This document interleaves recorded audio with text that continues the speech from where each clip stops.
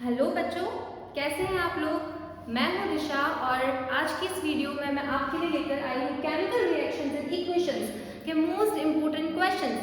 ये questions boards repeatedly पूछता है या इन टॉपिक्स को बोर्ड्स जो है वो किसी ना किसी और तरीके से पूछ लेता है। अब इस चैप्टर की जो इम्पोर्टेंट टॉपिक्स है, इम्पोर्टेंट रिएक्शंस है, वो सारी चीज़ें हम इससे पहले वाली वीडियो में कवर कर चुके हैं। अगर आपने अभी तक भी वो वीडियो नहीं देखी है तो उसका लिंक जो है वो हम इस वीडियो के डिस्क्रिप्शन में अटैच कर देंगे। तो पहले आप वो वीडियो देख के आइए, उसके बाद इस वीडियो को देखिएगा, आप लोगों को ज़्यादा हेल्प मिलेगी।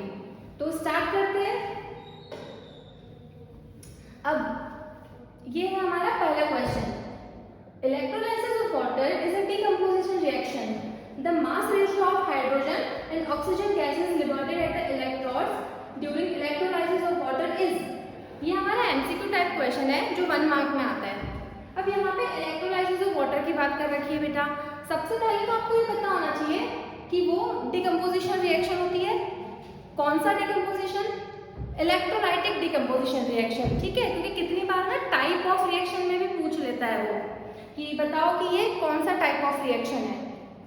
अब इसके अकॉर्डिंग बहुत सारे लोगों के दिमाग में आंसर आ रहा है कि इसका आंसर 2:1 होना चाहिए, क्योंकि हमने बहुत सारी जगह पढ़ा हुआ है ना कि इसका जो रेशो होता है वो 2:1 होता है। ऑक्सीजन हाइड्रोजन टू ऑक्सीजन का रेशो आ रहा होगा, लेकिन ये आंसर आपका गलत है। ये मार्क करके मत आ जाना अगर ऐसा क्वेश्चन आ जाए, क्योंकि ये आंसर गलत हो जाएगा। अब क्यों गलत है?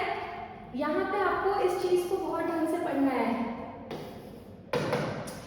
मास रेशो, ये जो 2:1 है वो होता है volume ratio hydrogen to oxygen का, लेकिन यहाँ पे हमें मास रेशो पूछी हुई है। तो मास रेशो कितना होगा?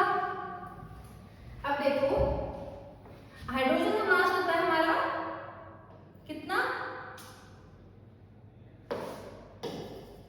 हाइड्रोजन का मास होता है हमारा 2, ठीक है। और ऑक्सीजन का मास होता है अपना 16। अगर आपको रिएक्शन पता है इलेक्ट्रोलाइसिस ऑफ वाटर की, तो क्या होती है, जब वाटर को हम इलेक्ट्रिसिटी पास करवाते हैं वाटर में,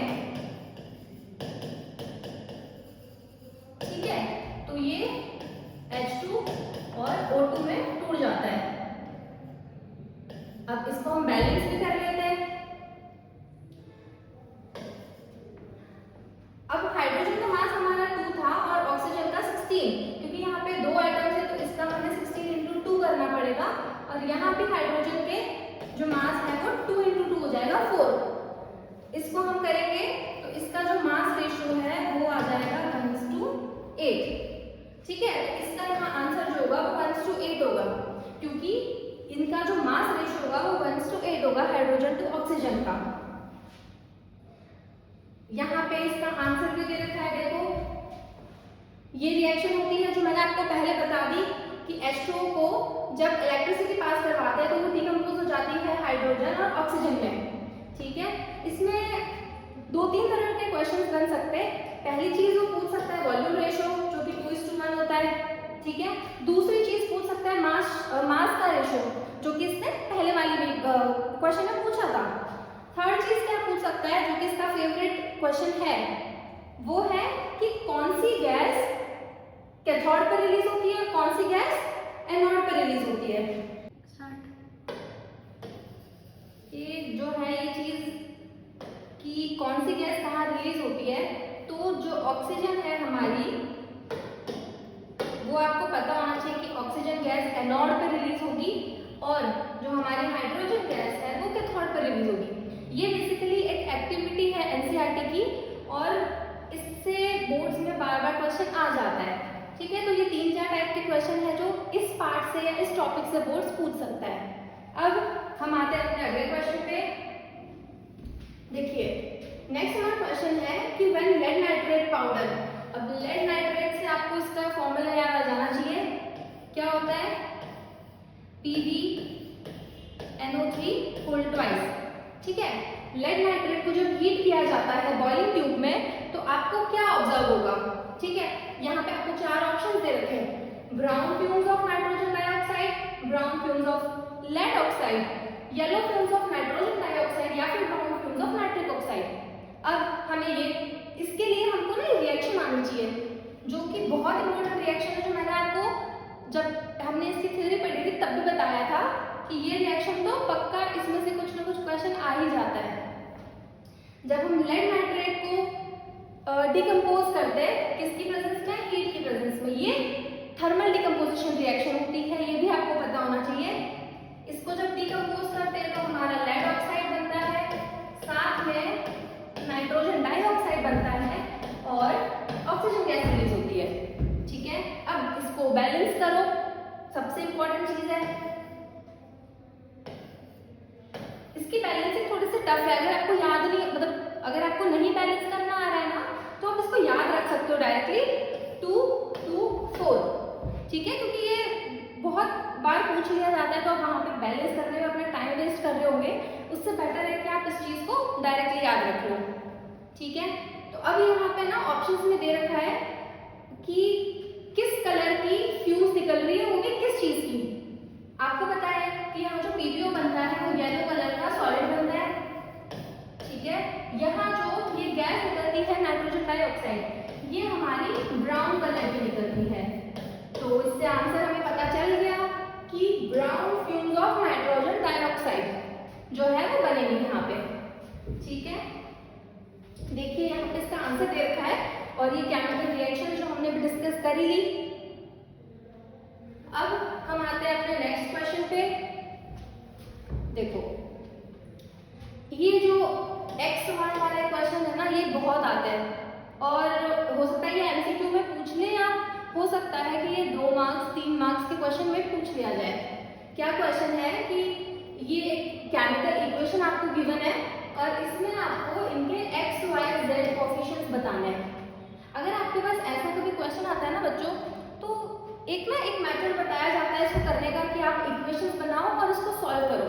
लेकिन ऐसा मत करना, क्योंकि उल्टा मुझे तो लगता है कि वो ज़्यादा टफ मेथड है। अपना जो ऑथेंटिक मेथड है कि रिएक्शन लो और उसको बैलेंस करो हिट एंड ट्रायल मेथड से, वो बेस्ट है। चलो करो। Zn NO3 whole twice decompose हो रहा है हमारा ZnO में और साथ में NO2 और O2 बन रहा है। इसको डायरेक्टली बैलेंस करो। Zn देखोगे अगर यहाँ पे तो Zn ऑलरेडी बैलेंस्ड है दोनों तरफ आपको एटम्स के अगर नंबर ऑफ एटम्स को इक्वल करना है। यहाँ मैं अगर नाइट्रोजन की बात करूँ तो यहाँ नाइट्रोजन 2 है, लेकिन यहाँ नाइट्रोजन कितना है 1 है, तो सबसे पहले तो आपको इसको बैलेंस करना पड़ेगा। ठीक है, और अगर यहाँ पे आप ऑक्सीजन देखोगे तो ऑक्सीजन यहाँ पे 6 है, लेकिन इस तरफ में ऑक्सीजन 5 है। तो आप ऑक्सीजन को कैसे बैलेंस कर सकते हो? यहाँ पे अगर मैं 2 लगा दूं, क्या ऑक्सीजन बैलेंस हुआ? अभी देखो यहाँ ऑक्सीजन 2 4 और 6 और यहाँ भी ऑक्सीजन 6, लेकिन अब आप देखो कि जिंक बैलेंस नहीं है। यहाँ जिंक 2 हो गया है तो हमको यहाँ भी कोफिशिएंट में 2 लगाना पड़ेगा जिंक को बैलेंस करने के लिए। अब अगर आप देखोगे कि जिंक यहाँ बैलेंस हो चुका है। अब मैं बात करती हूँ यहाँ N की। N का कितना नंबर है यहाँ पे 2 और 2 4, यहाँ पे N कितना है 1, तो हमें यहाँ पे 4 लगाना पड़ेगा इसको बैलेंस करने के लिए। अब आप देखो क्या ये इक्वेशन बैलेंस है? जिंक बैलेंस्ड, नाइट्रोजन बैलेंस्ड और ऑक्सीजन 6 6 है 12 और यहाँ ऑक्सीजन 8 9 10 11 12। तो अब ये रिएक्शन पूरी तरीके से बैलेंस है और अब आपको जो कोफिशिएंट्स है x, y और z की वैल्यू वो भी मिल गई। ठीक है, तो क्या वैल्यू होगी इसकी 2 2 4, तो आपका आंसर जो है वो C हो जाएगा यहाँ पे। ठीक है, इसके लिए आपको रिएक्शन बैलेंस करना आना जरूरी है। हमने पहले भी बोला है कि बैलेंसिंग ऑफ रिएक्शन से क्वेश्चन आता ही आता है। ठीक है, यहाँ पे ये पूरा मेथड दे रखा है रिएक्शन बैलेंस करने का। अब हमारा नेक्स्ट क्वेश्चन, ये भी एक केमिकल इक्वेशन दे रखी है और यहाँ भी हमें A B C D की और ये 2024 में आया हुआ क्वेश्चन है। अब क्या करना है, सीधा सीधा रिएक्शन बैलेंस करो और कोफिशिएंट्स निकालो। चलो आओ करते हैं। अब ना मेरे साथ साथ थोड़ा खुद भी कॉपी पेन लेके बैठना और इन रिएक्शंस को बैलेंस करना, ताकि आप लोगों की कुछ प्रैक्टिस तो हो।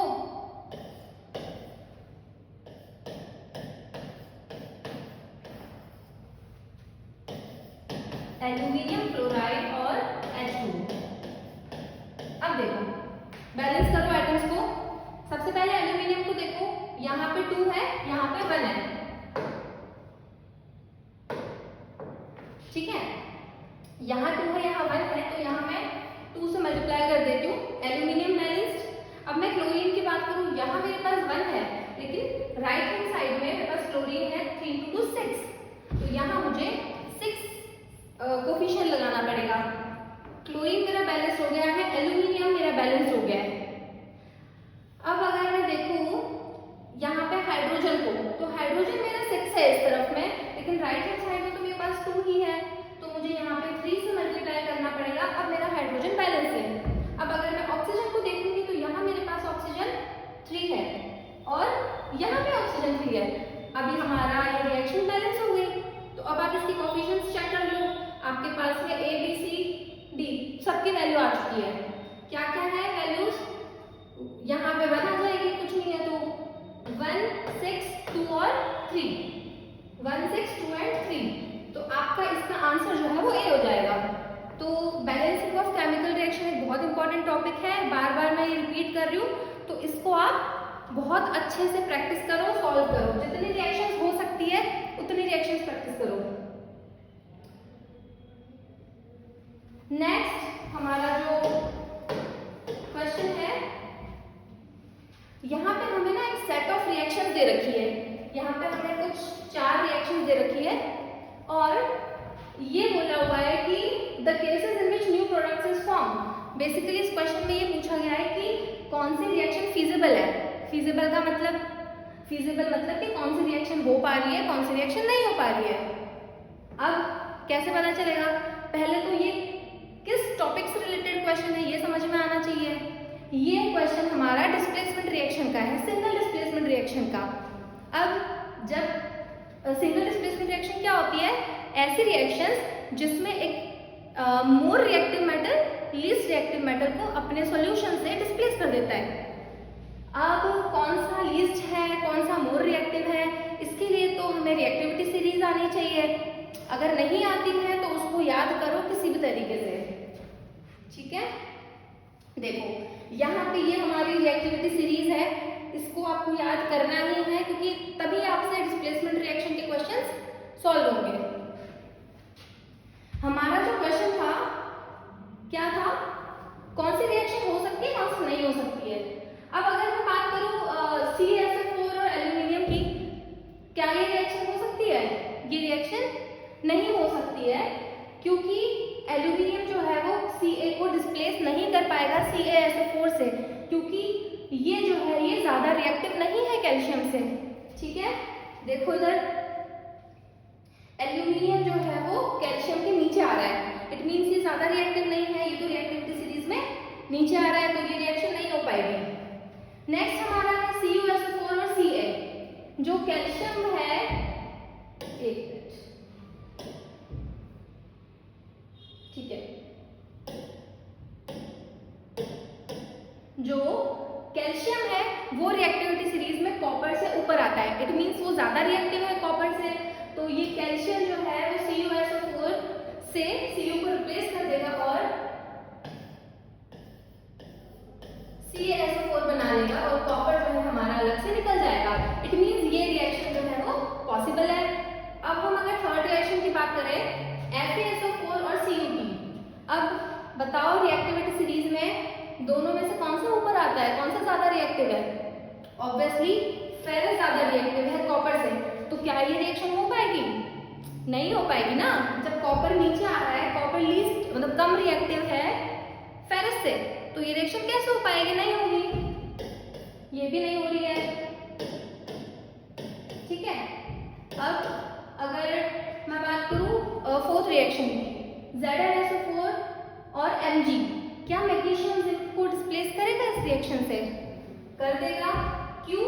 क्योंकि मैग्नीशियम जो है वो जिंक से ज्यादा रिएक्टिव है रिएक्टिविटी सीरीज में, और ये आपको तभी पता होगा जब आपको रिएक्टिविटी सीरीज याद होगी। ठीक है, तो यहाँ पे हमारे पास MgSO4 बन जाएगा और Zn बाहर निकल जाएगा। तो इसका आंसर हमारी कौन सी रिएक्शन है? बी और डी। इसका आंसर आपका डी हो जाएगा कि ये दोनों रिएक्शंस जो है वो पॉसिबल है बेस्ड ऑन रिएक्टिविटी सीरीज। देखो यहाँ पे रिएक्टिविटी सीरीज है, इसको आप याद कर लो, चाहे तो स्क्रीनशॉट ले लो, बट आपको ये याद होनी चाहिए। इसमें जो हमारा मोस्ट रिएक्टिव मेटल होता है वो होता है पोटेशियम। अब पोटेशियम जो है वो इन सभी को अपने सॉल्यूशन से डिस्प्लेस कर सकता है। ठीक है, और हमारा जो लीस्ट रिएक्टिव मेटल होता है वो होता है प्लेटिनम।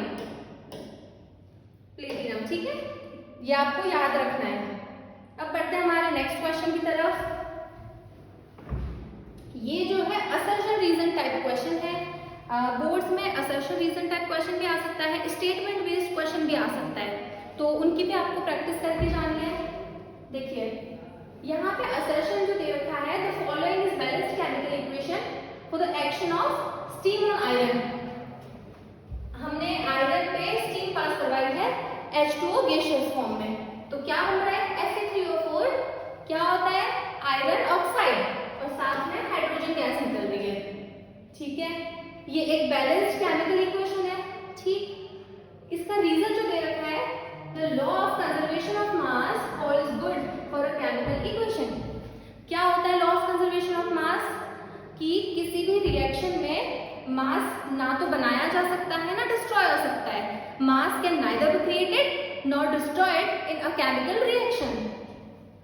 तो क्या इस ऊपर वाली इक्वेशन के लिए law of conservation of mass लग रहा है? लग रहा है, ऑब्वियसली बैलेंस्ड केमिकल इक्वेशन है। Law of conservation of mass यही तो कह रहा है कि दोनों तरफ नंबर ऑफ एटम्स इक्वल होना चाहिए। ठीक है, मतलब दोनों स्टेटमेंट्स ट्रू है, असर्शन और रीजन दोनों ही सही है, और जो रीजन है वो इस ऊपर वाले स्टेटमेंट को एक्सप्लेन कर रहा है, सपोर्ट कर रहा है। तो इसका आंसर जो है हमारा ये हो जाएगा। ठीक है, अब नेक्स्ट हम आते हैं अपने अगले question. Study the experimental setup shown in the diagram and right the chemical equation for the chemical reaction involved. आपको ये डायग्राम देखना है, एक्सपेरिमेंटल सेटअप, इसमें आपको देखना है कौन सी रिएक्शन हो रही है, और आपको उस रिएक्शन का नाम बताना है। Define the type of reaction. पहले तो आपको ये पता करना है रिएक्शन कौन सी हो रही है, उसको बैलेंस्ड फॉर्म में लिखना है, और फिर आपको बताना है कि टाइप ऑफ रिएक्शन कौन सी है। List two other metals that can be used in place of iron to show the same type of reaction with copper sulphate solution. और आपको ये भी बताना है कि ये जो रिएक्शन है जिसमें आयरन और कॉपर सल्फेट की रिएक्शन हो रही है, तो उसमें आयरन की जगह ऐसे और दो मेटल्स बताओ जो कि यूज किए जा सकते हैं इस रिएक्शन में। सबसे पहले हम रिएक्शन देखते कौन सी है। यहाँ पे आयरन जो है किससे रिएक्ट कर रहा है? CuSO4 के साथ। ठीक है, क्या बनाएगा? डिस्प्लेसमेंट रिएक्शन है ये भी। देखो डिस्प्लेसमेंट रिएक्शन का एक और क्वेश्चन आ गया जो कि 2024 में आया हुआ है। क्या होगा? ये फेरस कॉपर को डिस्प्लेस कर देगा क्योंकि फेरस ज्यादा रिएक्टिव है। क्या बन जाएगा? FeSO4, और कॉपर जो है वो अपने सोल्यूशन से निकल जाएगा। ठीक है, ये तो हो गई हमारी रिएक्शन। अब यहाँ पे टाइप ऑफ रिएक्शन भी पूछा था, तो टाइप ऑफ रिएक्शन कौन सी है? डिस्प्लेसमेंट रिएक्शन, उसमें भी स्पेसिफिकली सिंगल डिस्प्लेसमेंट रिएक्शन। ठीक, अब इसमें एक क्वेश्चन और पूछ रखा है कि और कौन से मेटल्स हैं, दो मेटल्स के नाम बताओ जो कि इस रिएक्शन में Fe की जगह यूज हो सकते हैं। तो इसके लिए भी आपको रिएक्टिविटी सीरीज ही आनी चाहिए, क्योंकि जो भी मेटल्स कॉपर से ऊपर आएंगे रिएक्टिविटी सीरीज में वो कॉपर से ज्यादा रिएक्टिव होंगे, और वो मेटल्स कॉपर को अपने सॉल्यूशन से डिस्प्लेस कर सकते हैं। यही जो हमने रिएक्टिविटी सीरीज देखी थी, कॉपर से जितने भी ऊपर वाले मेटल्स है ये सारे कॉपर को डिस्प्लेस कर सकते हैं। ठीक है, तो हमें तो 2 मेटल्स पूछा है, तो कोई भी 2 के नाम लिख सकते हो आप। ये वाला क्वेश्चन हम कर चुके हैं। अब हमारा अगला question, what is observed when hydrated ferrous sulphate crystals are heated in a dry boiling tube, write the balanced chemical equation. ये एक 2 मार्क क्वेश्चन है। इसमें सबसे पहले इसने पूछा है hydrated ferrous sulphate. Hydrated ferrous sulphate क्या होता है? FeSO4 dot 7H2O। 7H2O जो होते हैं वो वाटर ऑफ क्रिस्टलाइजेशन होते हैं। ठीक है, जब इसको हीट किया जा रहा है तो क्या बनेगा? आपको इसकी पूरी इक्वेशन लिखनी है। जब FeSO4 को हीट करेंगे तो हमारे पास Fe2O3 plus SO2 plus SO3 ये बनेगा। ठीक है, अब इसमें आपको ना कलर चेंजेस पता होने चाहिए। क्या होते हैं कलर चेंजेस? ये जो हमारा हाइड्रेटेड फेरस सल्फेट होता है ये ग्रीन कलर का होता है। इसको सबसे पहले जब तुम ड्राई बॉइलिंग ट्यूब में हीट करोगे तो ये ग्रीन कलर से व्हाइट कलर में कन्वर्ट होगा, क्योंकि इसकी जो 7 वाटर मॉलिक्यूल्स है वो उड़ जाएंगे और ये व्हाइट कलर में कन्वर्ट होगा। इसके बाद जब फर्दर हम इसको हीट करेंगे तो हमारे पास Fe2O3 ऑब्टेन होगा जो कि ब्राउन कलर का होगा। तो ये याद रखना है, कितनी बार वो कलर चेंज भी पूछ लेता है। ठीक है, और साथ में हमारे पास सल्फर डाइऑक्साइड और सल्फर ट्राइऑक्साइड रिलीज होंगी, जिनकी एक पंजेंट स्मेल, जो सल्फर की स्मेल होती है ना, वैसी वाली स्मेल होगी। ठीक है, तो इस टॉपिक से रिलेटेड ये क्वेश्चन आ सकता है और ये रिएक्शन भी इंपॉर्टेंट है जो बार बार पूछी जाती है। ठीक है, हमारा next question, a student performs the following experiment in his school laboratory. List 2 observations to justify that this experiment a chemical change has taken place.